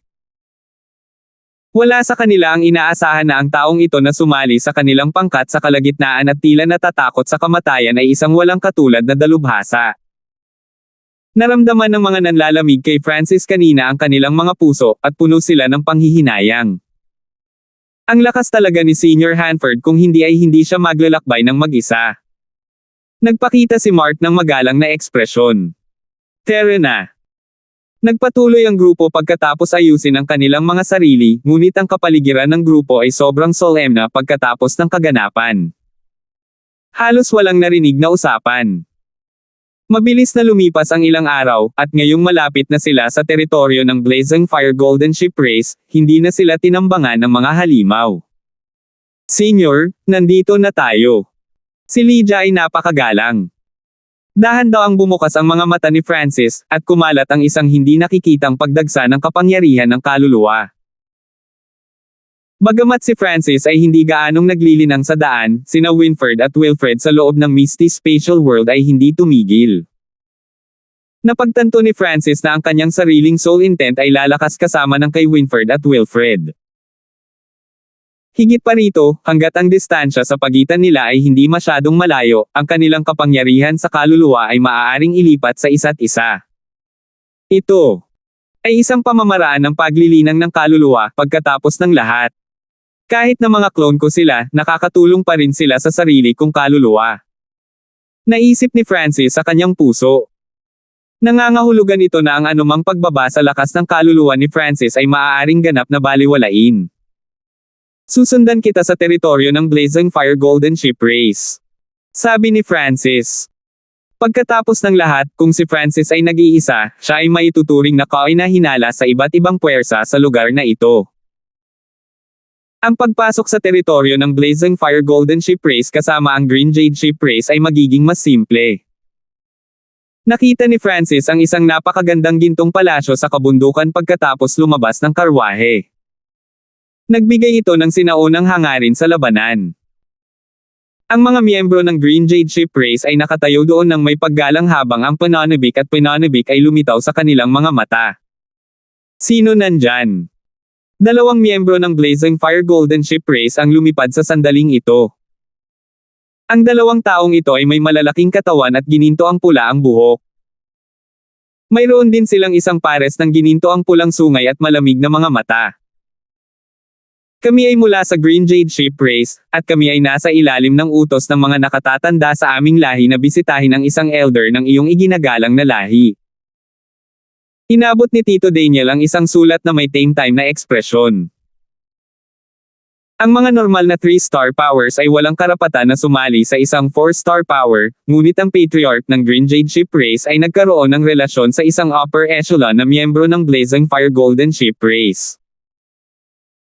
Sa pagkakataong ito, dumating ang Green Jade Ship Race na may dalang sulat para humingi ng proteksyon mula sa elder na ito ng Blazing Fire Golden Ship Race. Whoosh! Mabilis na bumalik ang isa sa mga miyembro ng Blazing Fire Golden Ship Race. Maya-maya, ang ibang miyembro ng Blazing Fire Golden Ship Race ay kumuha ng token at binasa ang isang mensahe dito bago pinamunuan ang grupo sa loob. Siniyasat ni Francis ang kanyang paligid habang nasa daan. Bagamat isang 4-star power ang Blazing Fire Golden Ship Race, hindi ito isang bagay na may kukumpara sa Grand Imperial Hall o Sky Suspension Palace mula sa Continent Zone. Pagkatapos ng lahat, ang isang tunay na kapangyarihang may 4 na bituin ay isang puwersa kasama ng mga tunay na Diyos. Isang true god lang mula sa Blazing Fire Golden Ship Race ay malamang na sapat na para lipulin ang lahat ng peking 4-star forces ng Continent Zone. Ang mga mature na miyembro ng Blazing Fire Golden Ship Race ay higit sa lahat nasa mga unang yugto ng Void God Realm. Ang mga pangunahing miyembro ay nasa tuktok ng Void God Realm. Sa Continent Zone, ang unang yugto ng Void God Realms ay tinawag na Kings at ang Peak Void God Realms ay tinawag na Emperors. Gayunpaman, ang Ancient Desolate Realm of Gods ay walang mga titulo tulad ng Kings, Emperors, o Sacred Lords. Pagkatapos ng lahat, ang isang maagang yugto ng Void God Realm ay ituturing lamang na isang low middle echelon na miyembro sa Blazing Fire Golden Ship Race. Kahit na ang peak Void God Realms ay maaari lamang ituring na mga miyembro ng mid-high echelon. Ang mga pagkakakilanlang tulad ng mga iyon ay hindi sapat para tawaging hari o emperador. Manatili ka muna rito. Kapag may oras si Elder C, makikita ka niya. Hindi man lang sila nilinga ng gumagabay sa kanila habang casual na magsalita at umalis na. Sa kanyang pananaw, kahit na siya ay isang gwardya lamang, ang kanyang katayuan ay mas marangal kaysa sa mga miyembro ng upper echelon ng isang 3-star power. Galit na tumingin ang mga mula sa Green Jade Ship Race sa mga lumang sira na bahay sa harapan nila. Ang ganitong pagtrato ay karaniwang katumbas ng mga tagapaglingkod ng lahi ng naglalagablab na apoy na Golden Ship. Dito na lang muna tayo. At least ligtas tayo. Nakangiting sabi ni Tito Daniel. Kung ang isang tao ay walang lakas sa mundong ito, ang magagawa lang nila ay hawakan ito. Ang kanilang grupo ng kaunti pa sa isang dosina ay napakaliit sa harap ng isang 4-star race tulad ng Blazing Fire Golden Ship Race. Ang pagpayag sa Green Jade Ship Race na manatili dito ay naging labis na paggalang sa kanila. Senior, pasensya na. Paumanhin na sabi ni Lydia. Ayos lang. Walang pakialam si Francis. Siya ay random na pumili ng isang silid at nagsimulang magtanim. Ang Heaven Earth Yuan Chi sa Ancient Desolate Realm of Gods ay ilang beses ang halaga sa Continent Zone, ngunit ang Heaven Earth Yuan Chi sa 4-star force na ito ay mas puro. Bahagyang ngumiti si Francis. Ang lugar na ito ay isa sa pinakamagagandang lugar sa paglilinang na nakita niya sa kanyang buhay sa ngayon. Hehe, anumang 4-star power sa Ancient Desolate Realm of Gods ay magkakaroon ng crystal mine, kaya ang Heaven Earth Yuan Chi ay magiging mas dalisay at mas puro. Ngumiti ang Black Destruction Serpent Dragon at sinabi. Kaya nga. Biglang naunawaan ni Francis kung bakit napakalaki ng pagkakaiba ng 3-star at 4-star power sa Ancient Desolate Realm of Gods. Ang isang buong minahan ng kristal ay sapat na upang baguhin ang kapalaran ng isang lahi, ngunit ang isa ay kailangang magkaroon ng sapat na lakas upang protektahan ito. Dahil dito, napakalakas ng malalakas na puwersa sa Ancient Desolate Realm of Gods habang ang mga mahihina ay parang alikabok. Ang 4 na bituin ay isang malaking threshold. Ang 3-star forces ay nasa pinakailalim sa Ancient Desolate Realm of Gods, at ang 2-star forces ay karaniwang mga langgam, ngunit kapag ang isa ay naging 4-star power, sila ay maituturing na isang malakas na puwersa na maaaring mamuno sa isang partikular na lugar at lahat ng 2-star at 3-star na karera. Hihihi, mayroon akong buong substandard na God Crystal na minahan sa Ancient Dream Realm. Si Francis ay nakaramdam ng hiya. Ginamit ni Francis ang kanyang substandard na God Crystal Mine para sa dalawang bagay. Ang una ay upang bigyan ang kanyang sarili ng mga mapagkukunan ng paglilinang habang ang pangalawa ay upang palakasin ang mga hayop sa loob ng sinaunang Dream Realm. Ipinakalat ni Francis ang 10,000 Divine Thoughts Technique at nagsimulang maglinang.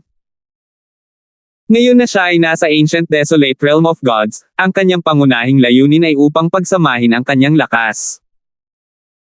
Nalaman ni Francis na mapapabuti niya ang maraming aspeto ng kanyang sarili pagkatapos makarating sa Ancient Desolate Realm of Gods, kaya hindi siya nagmamadaling makapasok sa mga peak stage ng Mystic Light Realm.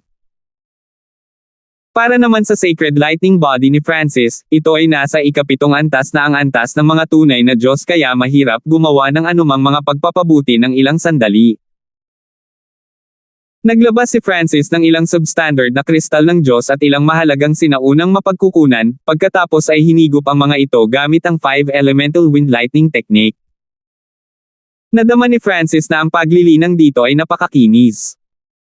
Ang bilis ng kanyang cultivation ay nadobal, at ang mga surge ng Heaven Earth Yuan Chi ay sumanib sa katawan ni Francis. Nagamit din ni Francis ang mga mapagkukunan ng mas mahusay. Samantala, ang Heaven Earth Yuan Chi sa loob ng Misty Spatial World ay kapantay na ngayon ng outside world.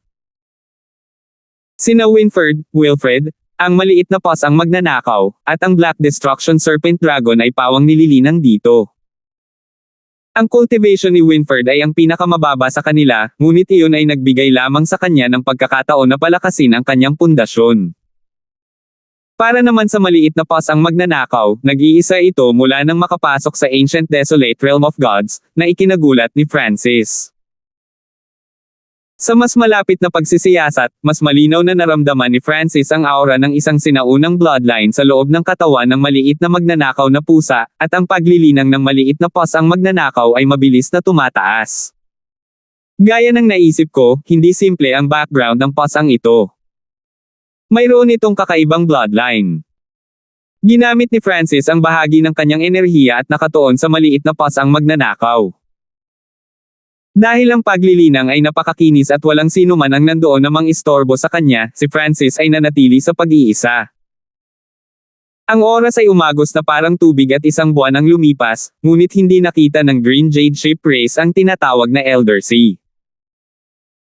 Isang araw, naramdaman ni Francis na ang labas ng mundo ay puno ng mga kagyat na ingay, at sa wakas ay binuksan niya ang kanyang mga mata.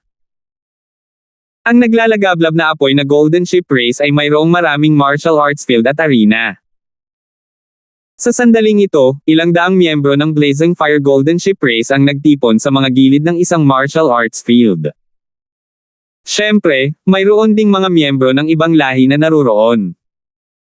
Ang mga puwersa sa likod ng mga taong ito ay nagbayad ng mabigat na presyo upang ipadala sila sa lahi ng nagliliyab na apoy na gininto ang tupa upang linangin. Sa pinakasentro ng grupo ay si Jordan mula sa Green Jade Ship Race. Tumutulo ang dugo sa sulok ng kanyang bibig habang walang magawa siyang tumingin sa paligid. Brat, anong lahi ka? Bakit hindi pa kita nakikita? Isang kabataang nakasuot ng puting damit na may gininto ang pulang mga sungay ng tupa ay may mapaglarong ngiti. Mabuti pang hindi na lang siya pumasok. Isang malaking ulo na kabataang nakaberde ang nagsalita sa tabi ng kabataang nakaputi. Agad namang sumang-ayon ang ilang crony. Ang mga miyembrong ito ay pawang mga inapo ng mga elder o regulator sa loob ng naglalagablab na apoy na Golden Ship Race. Ang kabataang nakaputi ay tinawag na Jinho, isang inapo ni Johan ang pangalawang elder ng naglalagablab na apoy na Golden Ship Race. Ang mga taong ito ay binubuli ang mga miyembro ng ibang lahi at nagdudulot ng gulo sa tuwing gusto nila. Nagkataon, nagkita sila ni Jordan ngayon. Bawal ang lihim na panunood sa mga miyembro ng Blazing Fire Golden Ship Race na tren. Sabi ni Jinho na may mahinang ngiti habang sinusubukan niyang takutin si Jordan. Agad na nagtawanan ang mga miyembro ng Blazing Fire Golden Ship Race sa malapit. Kaunting tao lamang ang tumingin kay Jordan ng may simpatiya. Tuturuan kita ng leksyon ngayon para hindi ka na muling lalabag sa mga patakaran sa hinaharap. Tumawa si Jinho sa isang nakamamatay na paraan, at ang iba pang mga miyembro ng lahi sa malapit ay naghanda upang kumilos. Tumigil ka. Lumipad si Tito Daniel sa sandaling ito at naglabas ng malakas na kapangyarihan na nagtulak sa mga taong ito sa isang tabi. Dumating din ang iba pang miyembro ng Green Jade Ship Race, kabilang si Lydia. Jordan, okay ka lang? Tumingin si Lydia kay Jordan ng may gulat. Bahagyang nagbago ang ekspresyon ni Jinho nang maramdaman niya ang panggigipit na ito, ngunit ipinakita niya ang isang mahinang ngiti pagkatapos suriin ang grupo ng mga tao na kararating lang. Kaya, ito ang grupo ng mga basura. Masyadong nahihiya si Lolo na pilitin ka. Hindi ko akalain na nandito pa pala kayong lahat. Tumawa si Jinho. Narinig na niya dati ang kanyang lolo na nag-uusap tungkol sa Green Jade Ship Race.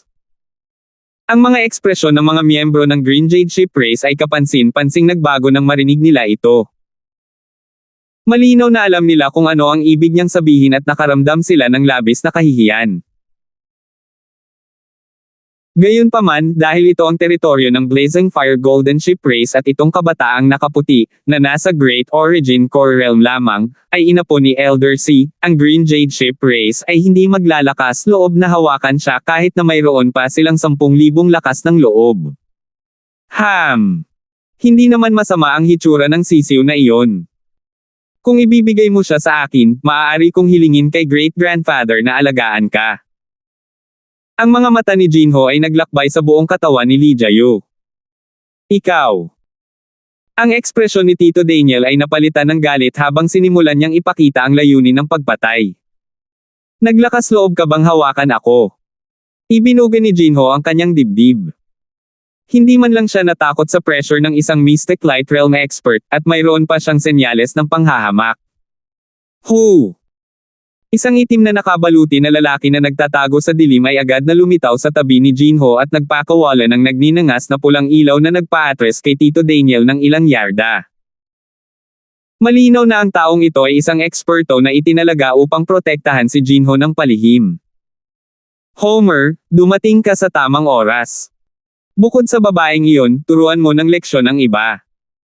Malamig na bumungisngis si Jinho nang muling damapo ang kanyang tingin kay Lydia. 11:48. Tito Daniel. Tito Daniel, okay ka lang ba? Ang mga miyembro ng Green Jade Ship Race ay may mga kagyat na ekspresyon habang sila ay nagtitipon sa paligid ni Tito Daniel. Malungkot ang ekspresyon ni Tito Daniel habang tinitingnan ang lalaking nakabaluti na itim na nakakunot ang mga kilay. Agad na sumilay sa kanyang mga mata. Ang paglilinang ng kalaban na ito ay dapat nasa mga unang yugto ng Mystic Light Realm, ngunit ang Homer ay hindi ordinaryong Mystic Light Realm.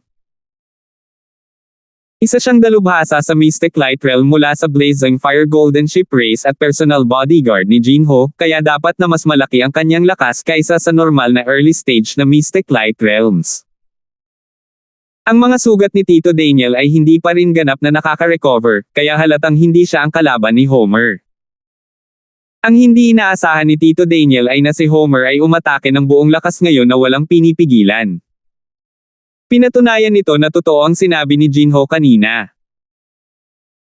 Si Elder Johan, na narito upang humingi ng proteksyon, ay hindi man lang sila inilagay sa kanilang mga mata at gusto lang niyang gamitin ang pagkakataong ito upang i-squeeze ang potensyal ng Green Jade Ship Race.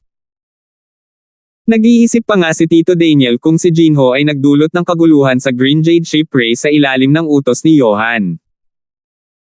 Ano man ang mangyari, naunawaan ni Tito Daniel na hindi na sila maaaring manatili sa Blazing Fire Golden Ship Race. Sa mundong ito, walang lakas ang ibig sabihin ng walang relasyon. Paumanhin, hindi ka dapat naantala ng Green Jade Ship Race. Bagamat wala silang ginawang mali, kinailangan ni Tito Daniel na humingi ng tawad kina Homer, Jinho, at kasama. Young lady, young master, umalis na tayo sa lugar na ito. Sabi ni Tito Daniel. Ang iba ay hindi rin pipi. Malinaw na alam nila na ang pananatili sa likod ay kapareho ng pagharap sa Giant Spirit Deer Race. Sinubukan mo lang salakayin ang young master ko, tapos ngayon gusto mong umalis ng ganon-ganon lang. Malamig na tumawa si Homer at nagsalita sa malakas na tono. Ang mga kalapit na disipulo ay tila nakaramdam ng kung ano at nagsimulang umatras. Ano? Ang mga ekspresyon ng mga miyembro ng Green Jade Ship Race ay kapansin-pansing nagbago. Sa simula pa lang, si Jinho ang gumugulo sa Green Jade Ship Race, ngunit hindi nila hinahayaang umalis si Tito Daniel pagkatapos niyang humingi ng tawad. Sumama ka sa akin at aminin ang iyong mga kasalanan kay Elder C. Nagpakita si Homer ng mapanghamak na ekspresyon ng kumalat ang nagninangas na pulang Mystic Light Sacred Power mula sa kanyang mga palad at pinataas ang temperatura ng langit at lupa. Naglalagablab na apoy na kamay sa polo sa langit. Lumawak ang mga kamay ni Homer at naging isang pares ng nagninangas na pulang hayop na kuko, at naglabas ang mga ito ng nakamamatay na aura na nanginginig sa puso. Agad na naging gulat ang ekspresyon ni Tito Daniel.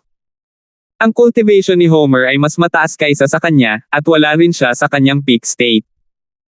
Siguradong hindi siya ang kapareha ni Homer. Higit pa rito, sila ay nasa teritoryo pa rin ng Blazing Fire Golden Ship Race. Sa sandaling kumilos sila, ang buong Green Jade Ship Race ay mapaparusahan. Whoosh! Lumipad ang figure ni Homer patungo kay Tito Daniel na may maitim na pulang maapoy na kuko.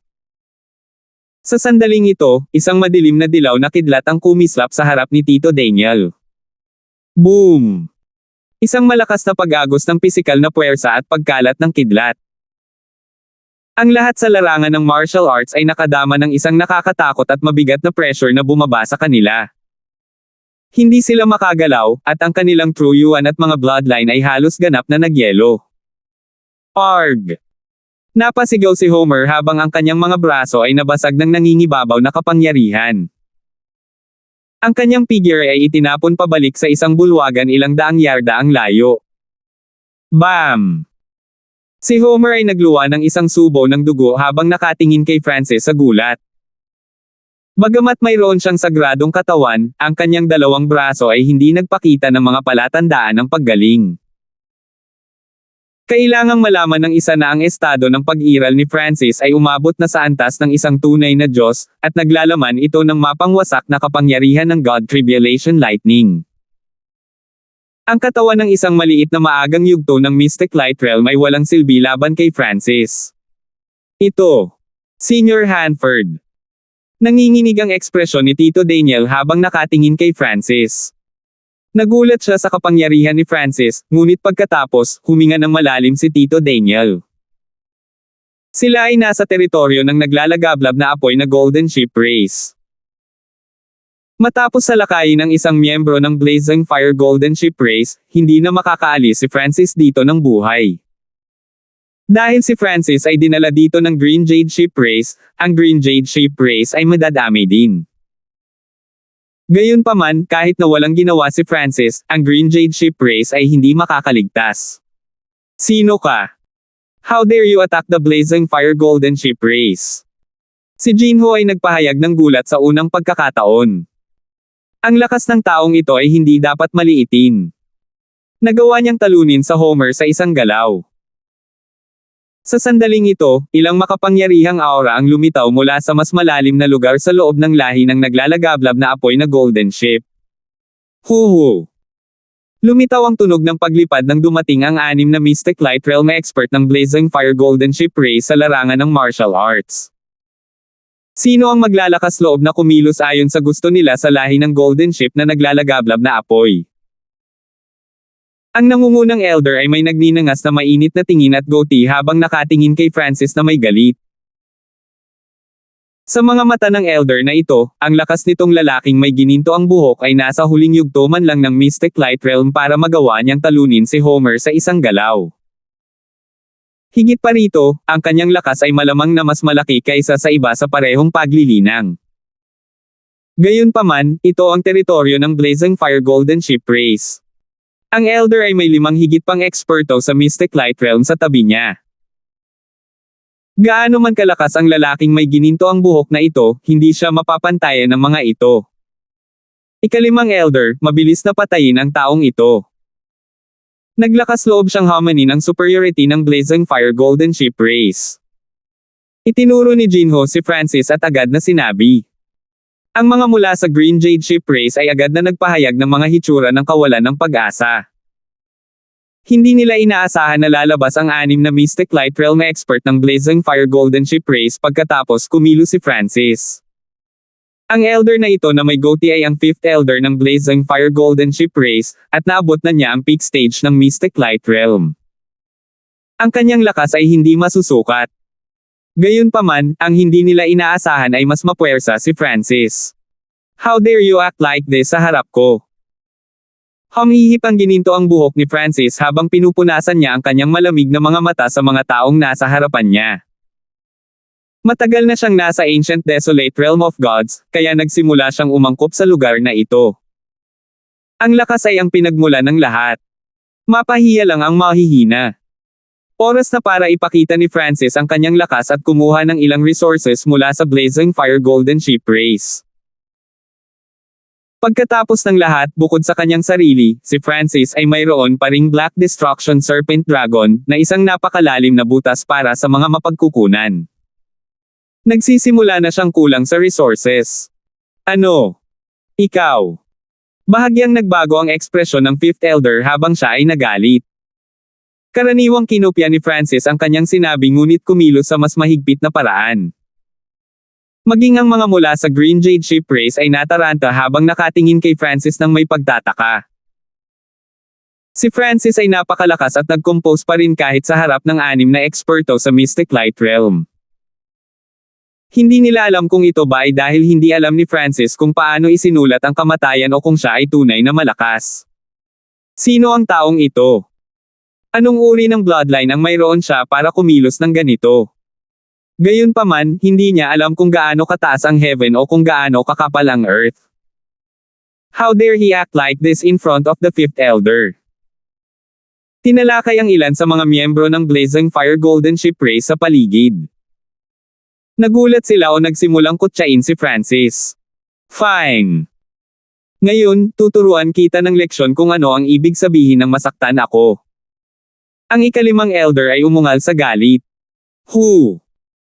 Ang 5th elder at ang iba pang 5 eksperto sa Mystic Light Realm ay nagpakalat ng kanilang Mystic Light Sacred Power at agad na kumilos. Isang surge ng nakakatakot na aura ang kumalat sa buong larangan ng martial arts. Ang sino mang nasa ibaba ng Mystic Light Realm ay agad na umatras ng ilang daang yarda at nagtago sa mga kalapit na gusali. Tanging ang 6 na miyembro ng Blazing Fire Golden Ship Race at Francis ang naiwan sa larangan ng martial arts. Tiyak na mamamatay ang taong iyon. Malamig na bumulong si Jinho habang nakatingin kay Francis ng may pang-aalipusta, ngunit sa sumunod na sandali, ang kanyang ekspresyon ay kapansin-pansing nagbago at siya ay nanlamig. Boom! Boom! Pang! Ang 5 iba pang eksperto sa Mystic Light Realm mula sa Blazing Fire Golden Ship Race ay binagsakan sa lupa ng isang pressure na kasing bigat ng mountain nang lumapit sila kay Francis. Gaano man sila nagpupumiglas, hindi nila nagawang makalaya. Para naman sa 5th elder, umubo siya ng dugo pagkatapos na lumipad sa isang suntok. Ang 6 na Mystic Light Realm elders ng Blazing Fire Golden Ship Race ay natalo ni Francis sa isang galaw.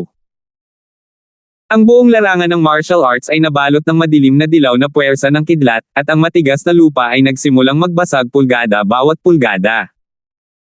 Ang mga angkan na nagtatago sa mga nakapalibot na gusali ay nakabuka ang mga bibig habang nakatingin sa mga nangyari ng hindi makapaniwala.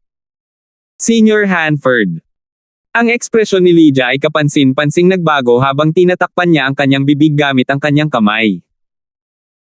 Sa tabi niya, si Jordan ay tumingin kay Francis na may nagninangas na tingin. Paano ito posible? Ikaw. Napahawak ang 5th elder sa kanyang dibdib nang lumitaw ang pagkabigla sa kanyang mukha. Pinigilan ni Francis ang 5 early stage na Mystic Light Realms at labis na nasugatan ang isang peak stage na Mystic Light Realm expert sa isang suntok sa sandaling kumilos siya. Paano ito naging posible? Batay sa pandaman ng 5th elder, ang paglilinang nitong lalaking may gininto ang buhok ay nasa huling yugto lamang ng Mystic Light Realm. Ang kanyang tunay na cultivation ay nasa Heavenly Divine Realm at itinatago lang niya ang kanyang lakas. Malinaw na hindi niya malalaman na nagawa na ni Francis na sugpuin ang mga demigod sa Continent Zone maraming taon na ang nakararaan. Matapos makapasok sa Ancient Desolate Realm of Gods, ang estado ng pag-iral ni Francis ay umabot na sa antas ng isang tunay na Diyos. Nangangahulugan ito na ang kanyang pisikal na pag-atake ay lumakas din. Si Francis ay hindi nag-abala sa 5th elder. Pinagsanib lang niya ang isang invisible na layunin sa hangin. Who? Umihip ang hangin at mga ulap sa kalangitan nang may nabuong kamay ng kidlat at humawak patungo sa Jinho sa hindi kalayuan. Senior. Iligtas mo ako. Sa sandaling ito, nakaramdam ng matinding kamatayan si Jinho.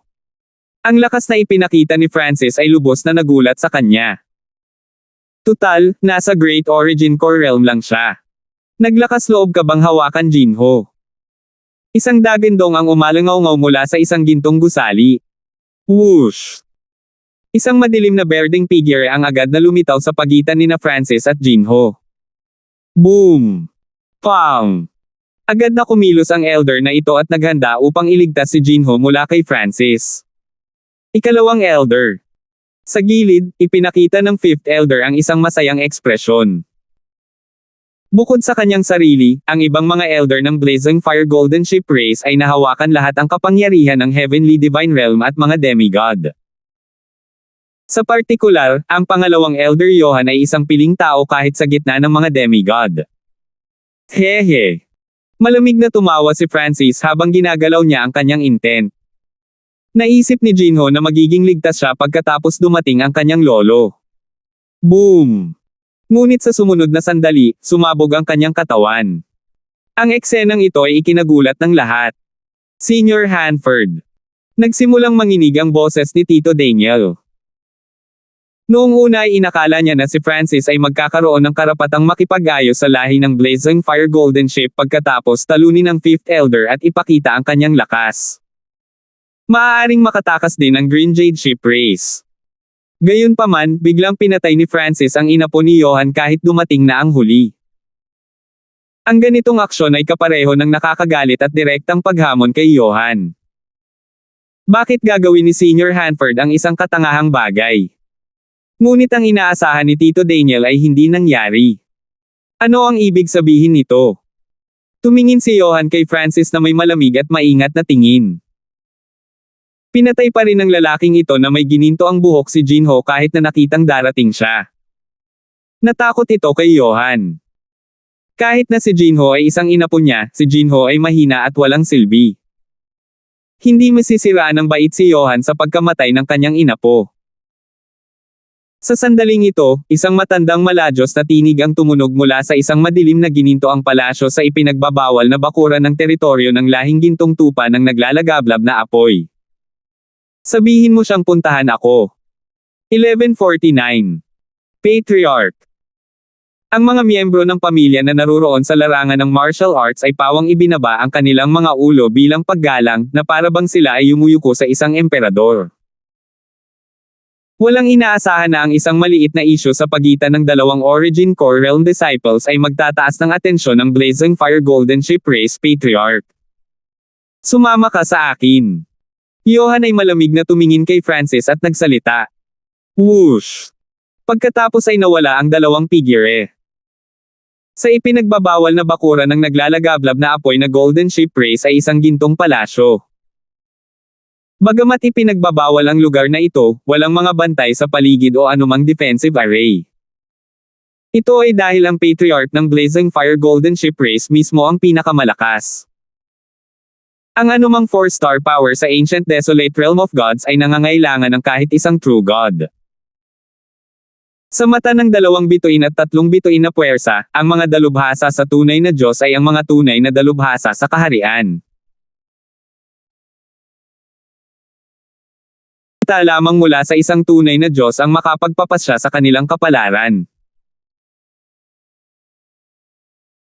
Sa loob ng isang maluwag ngunit tahimik na gintong bulwagan. Patriarch, dinala ko siya. Magalang na tumayo sa gilid ang pangalawang elder. Sa harap ng bulwagan ay isang matanda na may puting buhok at lantang aura. Ang taong ito ay ang Patriarch ng Blazing Fire Golden Ship Race, True God Skyfire. Ang kanyang mga mata ay biglang bumukas, at 2 sinag ng gininto ang liwanag ay tumingin kay Francis ng walang limitasyong puwersa. Tao, ano ang layunin mo sa paggawa ng gulo sa lahi ng tupa na naglalagablab na apoy at sakta ng aking mga angkan? Ang boses ng True God Skyfire ay umalangaw-ngaw sa buong bulwagan. Parang nanigas ang buong bulwagan. Ang pagtataas lamang ng isang kamay o paa ay nangangailangan ng isa upang harapin ang napakalaking presyon. Naramdaman ng pangalawang elder na kahit huminga ay mahirap, ngunit si Francis ay may kalmadong ekspresyon at matatag na aura. Gusto lang nitong makakuha ng ilang resources mula sa Blazing Fire Golden Ship Race sa pamamagitan ng pag-asa sa aking lakas. Diretso si Francis sa punto at tumingin sa True God Skyfire. Dahil matagal na siyang nasa Ancient Desolate Realm of Gods, naiintindihan ni Francis ang mga patakaran ng mundong ito. Ayon sa kanyang mga hula, ang True God Skyfire ay dapat na medyo lumang rank 1 True God. Kung ang True God Skyfire ay may divine weapon, malamang na mas malaki pa ang lakas niya kaysa True God Flynn kapag bumaba siya sa Continent Zone. Ang isang rank 1 True God ay sapat na para lipulin ang buong Continent Zone, ngunit si Francis ay hindi na si Francis mula noon. At least, kung mag-focus siya sa pagtakbo, walang magagawa sa kanya ang rank 1 True God. Anong gusto mo? Nagsalubong ang mga kilay ni True God Skyfire. Walang puwersa ang tatanggi sa mga eksperto. Hanggat ang isa ay hindi mula sa isang magkasalungat na puwersa at sapat na malakas, maaari silang magtulungan. Ang lakas na ipinakita ni Francis kanina ay madaling nalampasan ang mga normal na demigod. Ang kanyang tunay na lakas ay malamang nakapantay ng unang elder ng lahi. 1. Cultivation Resources. 2. Ang Blazing Fire Golden Ship Race. Sinabi ni Francis sa kanila ang gusto niya. Patriarch, ang background ng taong ito ay hindi malinaw at malamang na isang especially iyan na ipinadala ng ibang mga lahi. Dapat muna tayong magsagawa ng masusing paghahanap bago magdesisyon. Agad na sabi ni Johan. Halatang hindi niya gusto ang ugali ni Francis. Higit pa rito, pinatay ni Francis ang isa sa kanyang mga inapo sa harap ng napakaraming tao, kaya nawalan siya ng maraming mukha. Bagamat hindi siya kumpiyansa na matatalo niya ng personal si Francis, naroon ang Patriarch, kaya halatang iniisip niya kung paano takutin si Francis. Ang isang ito ay nagmula sa isang lugar na napakalayo at walang alam tungkol sa lugar na ito. Kaya't gusto ko ang mapa sa unang lugar, sabi ni Francis na may kalmadong ekspresyon. Brat, ang mga mapa ay napakahalaga at mahalaga sa ancient desolate realm of gods. Sila ay simbolo ng katayuan, at hindi ito madaling makuha. Tunay na Diyos Skyfire sinabi na may interes. Ang ancient desolate realm of gods ay puno ng hindi mabilang na mga panganib, at ang kalikasan ay patuloy na nagbabago, kaya ang isang detalyadong mapa ay lubhang kapaki-pakinabang. Higit pa rito, ang bawat pulgada ng lupa ay pinaglalaban sa bawat sandali ng iba't ibang lahi o kapangyarihan, kaya't mas bago ang mapa, mas mahalaga ito. Kung ganoon ang kaso, kailangan ko lang pumunta sa ibang lahi na malapit. Nakangiting sabi ni Francis at naghanda na umalis. Subukan mo siya. Skyfire True God messaged Johan. Sa tingin mo ba ito ay isang lugar na maaari mong pasukin at lisanin ayon sa gusto mo? Nanlamig ang mukha ni Johan nang lumitaw ang isang gintong sibat sa kanyang kamay. Golden Flow Raging Howl. Ikinaway ni Johan ang naglalagablab na gintong sibat, at ang mga gintong apoy na maaaring tumunaw sa anumang bagay ay agad na lumitaw sa paligid niya. Boom! Boom! Boom! Napuno ng mga gintong alon ang kalangitan at umaagos patungo kay Francis. Substandard na sandata ng Diyos. Nagbago ang ekspresyon ni Francis.